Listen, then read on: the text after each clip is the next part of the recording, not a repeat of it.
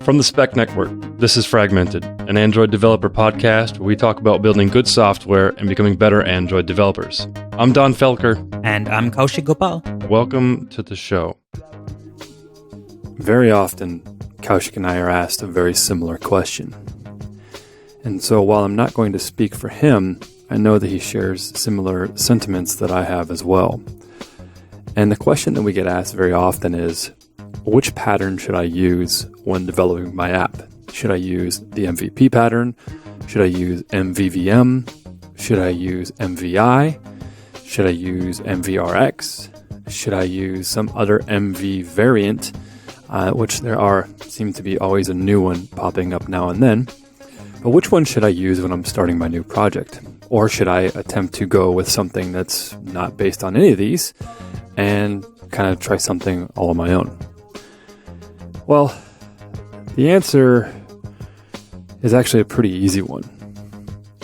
And I'll kind of give you the TLDR here, and if you want to keep listening, you can. But the TLDR basically is, use what works best for you.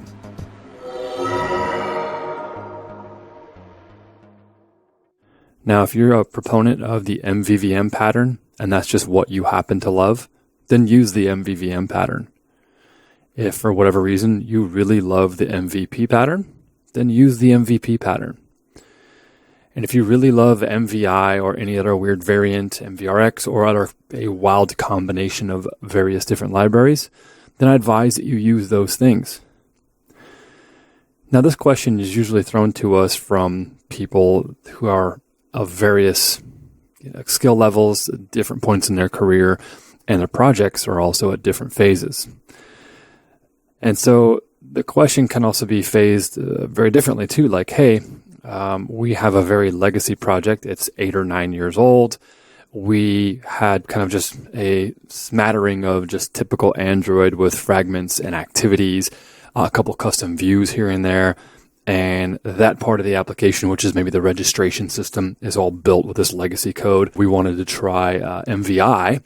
So we learned how to do MVI, and now we have this other 2 or 3 features written in MVI. And now we're on kind of this new phase and this new kick of where we're kind of eliminating fragments for whatever reason.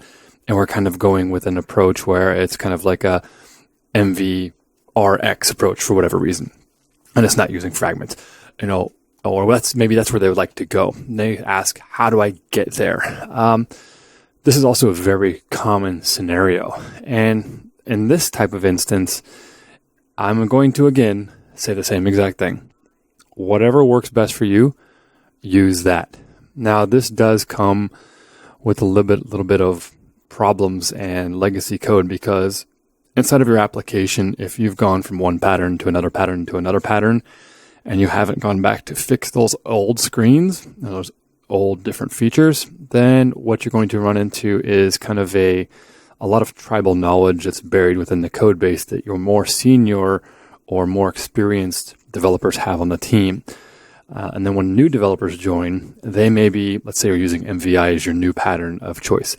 Let's say you're using MVI, they get used to building features in MVI. Whatever reason, you have to go update that old code that's in MVP pattern. All of a sudden they're over there. It's really confusing. They don't know how to use the MVP pattern, or they don't know that weird variant that you've created internally, because there always seems to be about 14 different variants of the MVP pattern. You'll end up with kind of a smattering of just hodgepodge, legacy, messy code. So that's one of the things that Kaushik and I have also talked about a lot on the show, just being consistent. And sometimes it's important to be consistent just for consistency's sake.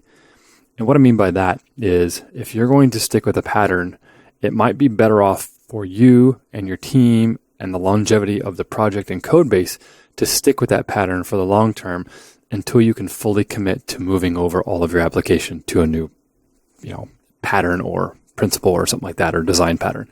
And the reason is because you want to be consistent, and you don't want to create these weird silos of your code bases, or your code base that's, hey, this piece over here is in one pattern, this one's over here in another pattern.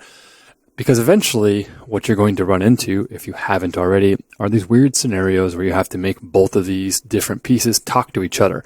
Now, if they were both using the MVP pattern, it would be easy. If they were both using the MVI pattern, it would be easy. If everything was using the MVVM pattern, if that's what you're using, for now, it would be easy. And then what you'll find is they're, disparate type of systems. They don't really communicate that well. So what you end up either doing is, A, you refactor the old code into the new code, which if your company and your team can afford that in regards to time and engineering, that's fantastic.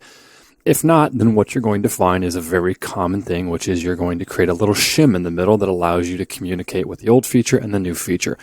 And that shim might be an interface or something like that. Basically, it's an adapter pattern. It's going to adapt the calls from one screen to another screen, and it's going to allow you to kind of test and easily perform communication between both of those different features.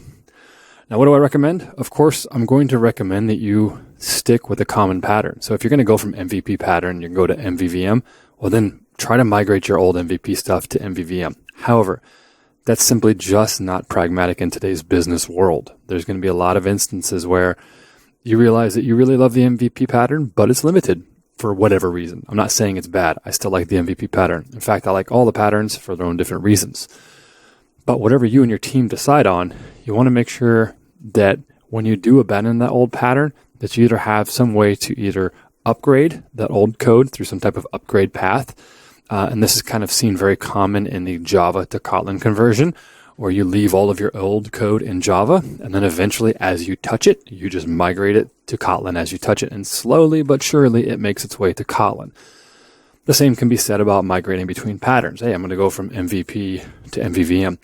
Furthermore, this can be taken a step further. If your application has no pattern whatsoever, and it's kind of just traditional Android, you've got a 10,000 line activity file and all these crazy fragments, then at that point, you can start refactoring as you move into old pieces of code, and you can create that into whatever pattern you're using it, MVP, MVVM, whatever. Now, one of the things that you want to do when you are migrating in between these patterns and you are deciding upon a new pattern is to make sure that you're doing it with testability in mind. And if you don't have any tests, I highly advise the first test that you write is going to be an espresso test, because an espresso test is going to be an end-to-end test that's going to allow you to test out your application, how it should be seen from a user's perspective. So if you want to move to a legacy system, let's say to the MVI pattern, get a couple of espresso tests around that entire feature that exercise the core components of the feature. If you're wondering, well, hey, I don't know how to mock out the database. I don't know how to mock out the API calls. Look into Mock Web Server, or look into WireMock, or look into Hoverfly, or kind of mock out your own low-level API stuff. But those are going to be a couple of valid options. Maybe you have to work with Bluetooth or Wi-Fi or some of these built-in system things. At that point, you might want to create wrappers around those with an interface so you can kind of mock out those interactions. Say it's Bluetooth, you want to get the a scan for devices, and you want to see what happens when it returns 0 devices, or it runs into an exception, or 50 devices. If you wrap it with an interface, you can easily do that, and it'll be much easier to test. So that's really what I'm getting at here, is you want to make sure you have a test, because as you're refactoring that old code into a new design pattern, that test is going to allow you to verify if you've broken any behavior.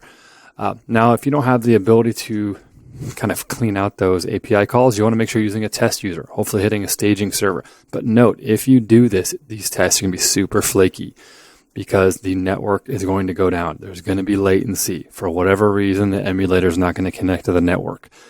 All these things are going to happen. So if you can, you'll want to go ahead and remove as much variability and outside influence from these tests as possible. And usually I advise at least starting off without mocking out the API. Again, look at Mock Web Server. I'll put a link in the show notes for that. There's actually a course on Caster.io by Chuki Chan on Mock Web Server. And then there's also a tool called WireMock, which I've seen various companies use extensively to basically mock out their API calls. And then if you're using something like Retrofit, you could also perhaps just inject your own kind of retrofit interface or something like that where it returns mock data. I know some companies have done that. Now, again, if you are perhaps starting out from the beginning and you don't have any code, you don't have anything to refactor, well, then you still do want to keep testing in mind. You can start with your espresso tests. I always advise those because they are exactly what the end user is going to see, and it's how the end user is going to interact. So always have some of those. I do place value on end-to-end tests much higher than I do with integration and unit tests because, again, that's exactly how the user is going to interact with your app. The user doesn't care if your application's unit tests and integration tests pass. In fact, they don't care your end-to-end tests pass, but the end-to-end tests are going to emulate the real user behavior much more than anything else. You will want to write unit and integration tests for any of the features that you do build as well. So really what it comes down to in that case is just, hey, make sure you have some type of test coverage around your application. So to recap here, if you're developing a new app, maybe you have a legacy app, maybe you're building even a new feature, something like that. What pattern should you use? Use the one that you feel the most comfortable with.